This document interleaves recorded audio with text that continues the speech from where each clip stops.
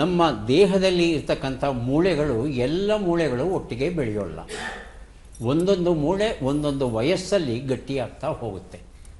ಅಲ್ಲಿ ಕ್ಯಾಲ್ಶಿಯಂ ಮತ್ತು ಇತರ ಖನಿಜಗಳೆಲ್ಲ ಸೇರಿಕೊಂಡು ಅವು ಗಟ್ಟಿಯಾಗ್ತಾ ಹೋಗುತ್ತೆ. ಇದನ್ನು ಆಸಿಫಿಕೇಷನ್ ಅಥವಾ ಖನಿಜೀಕರಣ ಇಲ್ಲವೇ ಅಸ್ಥೀಕರಣ ಅಂತ ನಾವು ಕರಿತೇವೆ. ಇದನ್ನು ಉದಾಹರಣೆಗೆ ತೋಳೆಲುಬು 6 ತಿಂಗಳಲ್ಲಿ ಬಲುತ್ರೆ, ತೊಡೆ ಮೂಳೆ 16ರಿಂದ 20 ವರ್ಷಗಳಲ್ಲಿ ಬಲಿಯುತ್ತೆ. ಈ ಕೊರಳ ಎಲುಬು ಅಥವಾ ಕ್ಲಾವಿಕಲ್ ಅಂತ ಏನಿದೆ ಅದು 25 ವರ್ಷಗಳ ನಡುವೆ ಬೆಳೆಯುತ್ತೆ. ಹಾಗಾಗಿ ಅಪರಾಧ ನಿರ್ಣಯದಲ್ಲಿ ಯಾರು ಆರೋಪಿ ಆಗಿರ್ತಾನೋ ಅವನ ವಯಸ್ಸನ್ನು ನಿರ್ಣಯಿಸೋದಕ್ಕೆ ಈ ಮೂಳೆಗಳು ನೆರವಾಗುತ್ತೆ.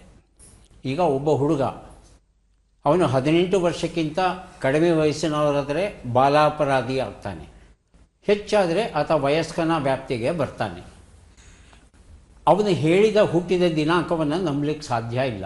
ಅಂಥ ಸಂದರ್ಭದಲ್ಲಿ ಪೊಲೀಸರು ಆ ಹುಡುಗನನ್ನು ಅಥವಾ ಹುಡುಗಿಯನ್ನು ವೈದ್ಯರ ಬಳಿ ಕಳಿಸಿದರೆ ಅವನನ್ನು ನೋಡಿ ಒಂದು ಅಂದಾಜು ವಯಸ್ಸನ್ನು ನಿರ್ಧರಿಸಿ ಅದನ್ನು ಖಚಿತಪಡಿಸೋದಕ್ಕೆ ದೇಹದ ಬೇರೆ ಬೇರೆ ಮೂಳೆಗಳ ಚಿತ್ರಣ ತೆಗಿತಾರೆ, ಎಕ್ಸ್ರೇ ಚಿತ್ರ ತೆಗಿತಾರೆ.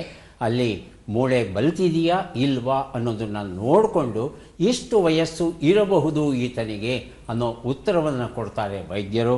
ಹಾಗಾಗಿ ಈ ಅಸ್ಥೀಕರಣ ಪರೀಕ್ಷೆ ಅಥವಾ ಆಸಿಫಿಕೇಷನ್ ಟೆಸ್ಟ್ ಅನ್ನೋದು ಒಬ್ಬ ವ್ಯಕ್ತಿಯ ವಯಸ್ಸನ್ನು ನಿರ್ಧರಿಸೋದಕ್ಕೆ ಇವತ್ತಿಗೂ ಸಹ ಬಳಕೆಯಲ್ಲಿದೆ.